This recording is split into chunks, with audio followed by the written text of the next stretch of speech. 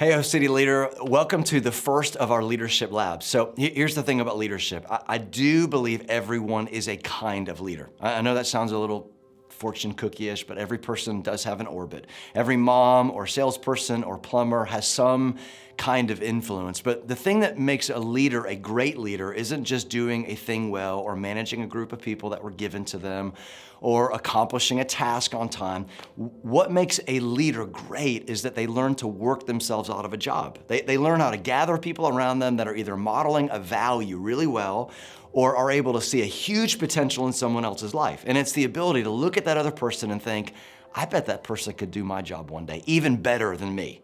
So for example, you might be leading a small group and you do it well. You manage the flow of conversation, you handle the Bible with confidence, you turn the group to a time of intimate prayer. You're killing it. But you've noticed a couple in your group who just seem to get what you're doing.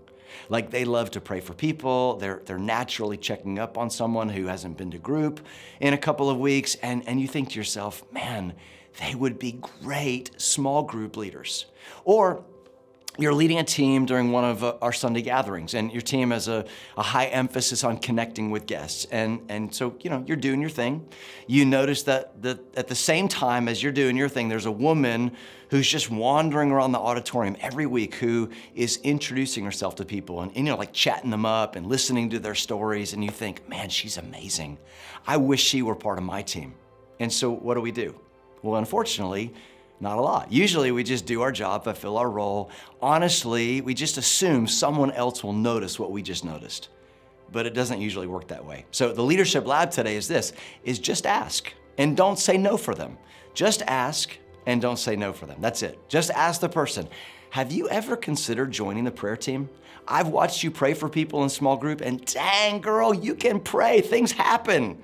Would you be interested in joining our maintenance team? Because I saw that video you posted on Instagram or Facebook and you're a boss with all those tools. We would love to have you on our team.